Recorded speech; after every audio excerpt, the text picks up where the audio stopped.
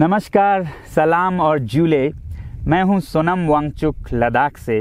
आप में से कुछ लोग हमें जानते होंगे हमारे शिक्षा सुधार के कामों के बारे में, या फिर पर्यावरण के काम में, आइस स्तूपा, आर्टिफिशियल ग्लेशियर जैसे कामों के लिए, या फिर आई लिव सिंपली जैसे ग्लोबल मूवमेंट्स जो कि सादा जीवन अपनाकर क्लाइमेट चेंज को रोकने के लिए लोगों को प्रेरित करती है। मगर दोस्तों, आज मैं इन चीज़ों के बारे में नहीं, बल्कि आप लोगों को एक बहुत ही ज़रूरी संदेश देने के लिए आया हूं, जो कि चीन और भारत के बीच अभी जो टकराव और तनाव की स्थिति बनी है, इसके बारे में आपकी क्या जिम्मेदारी है। मैं लद्दाख में हूं और आप देख रहे हैं सिंधु नदी को बहते हुए यहाँ, और वो जो पहाड़ियाँ हैं उनके पीछे नुब्रा और चांगतांग के वो इलाके हैं जहाँ पर ये तनाव बढ़ता जा रहा है। हज़ारों सैनिक वहाँ ले जाए जा चुके हैं। सुनने में आया है चीनी वायुसेना के जहाज़ भी वहाँ तैनात किए गए हैं, और एक घंटे पहले भारतीय वायुसेना के जहाज़ भी मेरे ऊपर मंडरा रहे थे। सामान्यतः जब सीमा पर तनाव होता है तो हम आप जैसे नागरिक ये सोचकर सो जाते हैं रात को कि सैनिक इसका जवाब दे देंगे। मगर मैं आज आप लोगों को ये ज़रूरी बात बताना चाहता हूँ कि इस बार सिर्फ सैनिक जवाब नहीं, दो तरफा जवाब हो और उसमें नागरिक जवाब भी हो। तो आप जैसे नागरिक दिल्ली, मुंबई और बेंगलोर और अनेक शहरों से क्या कर सकते हैं इसमें, ये समझने के लिए पहले हमें समझनी होगी चीन की ये हरकत और वो ऐसा क्यों कर रहा है। आपने देखा होगा कि ये सिर्फ भारत के साथ नहीं हो रहा है, बल्कि पिछले कई हफ्तों से चीन ये दक्षिण चीनी सागर में वियतनाम, ताइवान और अब हांगकांग के साथ भी छेड़खानी कर रहा है। और मेरा ये विश्लेषण है कि वो ये सब किसी देश के साथ दुश्मनी के वजह से ज़्यादा अपने अंदर की समस्याओं को सुलझाने के लिए कर रहा है। आज चीन को सबसे बड़ा डर है तो अपने जनता से डर है। उनकी 140 करोड़ की आबादी, जो कि एक बंधुआ मजदूर की तरह बिना मानवाधिकारों के चीनी तानाशाह सरकार के लिए काम करते हैं और उसे धनी बनाते हैं।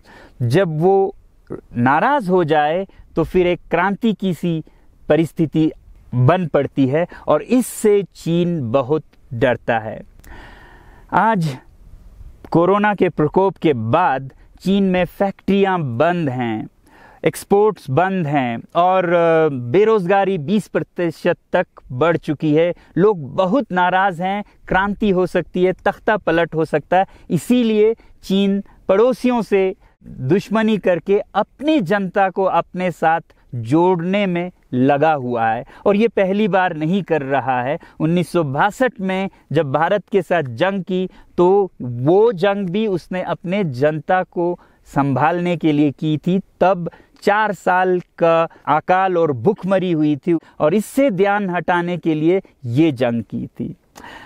चीन के लिए अपनी जीडीपी और जो खुशहाली है उसे बढ़ाते रहना बहुत ही ज़रूरी है, और जिस दिन जीडीपी घट जाए वहाँ की जनता क्रांति के लिए तैयार है। मैं तो कहता हूँ कि इस बार भारत की बुलेट पावर से भी ज़्यादा वॉलेट पावर काम आएगी। जो नागरिक पैसा खर्चते हैं चीन के सामान को खरीदने में, ज़रा सोचिए, हम आप भारतीय उद्योग को मारकर चीन से मूर्तियों से कपड़ों तक हर साल 5 लाख करोड़ के सामान खरीदते हैं, और फिर यह पैसा आगे जाकर हमारे सीमा पर हथियार और बंदूक बनकर हमारे सैनिकों के मौत का कारण बन सकती हैं।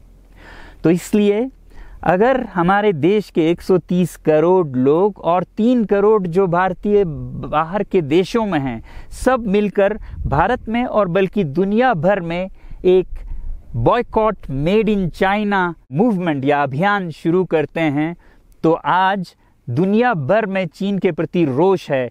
हो सकता है कि सारी दुनिया साथ आए और इतने बड़े स्तर पर चीनी व्यापार का बॉयकॉट हो कि चीन को जिसका सबसे बड़ा डर था वही हो, यानी कि उसकी अर्थव्यवस्था डगमगाए और उसकी जनता रोष में आए, विरोध और तख्ता पलट। और अगर हम ऐसा नहीं करते हैं तो कितनी बदनसीबी की बात होगी भारत के लिए, ज़रा सोचिए। एक तरफ हमारे सेना सीमा पर जंग लड़ रही होगी और दूसरी तरफ हम आप चीनी सामान, मोबाइल से लेके कंप्यूटर्स, कपड़ों से लेके खिलौनों तक को खरीद कर उनकी सेना को पैसा भेज रहे होंगे, चीन की सेना को। ये तो हुई हार्डवेयर की बात। दूसरी तरफ हमारी युवा चीनी सॉफ्टवेयर, एप्स, गेम्स जैसे टिकटॉक, शेयरिट, इन सब में मस्त, उन्हें दूसरी तरफ से करोड़ों करोड़ों का पैसा भेज रहे होंगे। तो इसलिए बहुत ज़रूरी है कि हम एक नागरिक जवाब ज़रूर दें और इसे एक अभियान बनाएं, ग्लोबल मूवमेंट की तरह। ये बॉयकॉट मेड इन चाइना का जो अभियान है वो भारत के लिए भी एक वरदान साबित होगी। जैसा कि हमारे प्रधानमंत्री ने एक विजन हमें दिया था स्वावलंबन का, सेल्फ रिलायंस, वो तब हो सकता है जब हमारे अपने उद्योग फलें फूलें। और जब हम बॉयकॉट करते हैं इन सामान का तो अपने देश के उद्योग का, उत्पाद का हम प्रयोग करेंगे और उससे मजदूरों को रोजगारी मिलेगी और सारा देश खुशहाल होगा। बजट होगा कि हम और अच्छी तरह से टक्कर ले सकें सीमा पर भी। तो इसके लिए मैं आप लोगों से अपील करता हूं कि जहां तक ऐप्स और सॉफ्टवेयर की बात है तो हमारे युवाओं को एक हफ्ते में उन्हें अनइंस्टॉल करना चाहिए। Boycott made in China, software in a week and hardware in a year.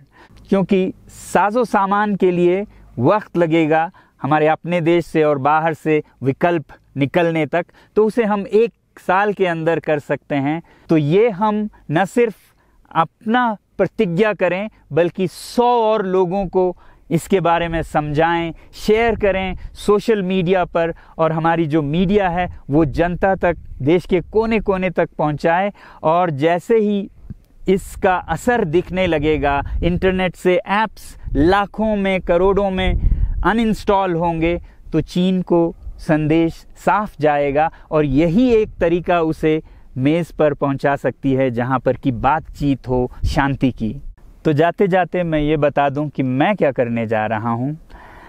इस फ़ोन पर जो भी चीनी ऐप्स हैं उन्हें तो मैं 1 हफ्ते में हटा रहा हूं, बल्कि ये फ़ोन जो कि चीन में बना है इसे भी मैं 1 हफ्ते में अपनी ज़िंदगी से अलग कर रहा हूं और 1 साल के अंदर हर वो चीज़ जिस पे मेड इन चाइना लिखा है उसे ज़िंदगी से निकालने जा रहा हूं। हमें चीन से, चीनी लोगों से कोई समस्या नहीं है, चीनी सरकार और उनकी रवैयों से समस्या है। जब तक चीन में परिवर्तन ना हो हमें ऐसा करना होगा। और आप लोगों से मैं अपील करता हूं कि आप अपने शहर में, अपने मोहल्ले में ऐसे इवेंट्स करें जहां लोग प्रतिज्ञाएं करें कि चीनी सामान का बहिष्कार करें जब तक चीन में परिवर्तन ना हो।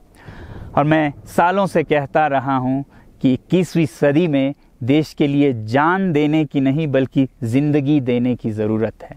लद्दाख में बढ़ते हुए ये देश के लिए जान देने का कारोबार बहुत देखा, और जहां एक तरफ मैं सलाम करता हूं उन लोगों के लिए, उन लोगों को जिन्होंने देश के लिए जान दिया, मगर इस 21वीं सदी में मेरा ख्याल है कि देश के लिए जान देने की नहीं, ज़िंदगी देने की ज़रूरत है।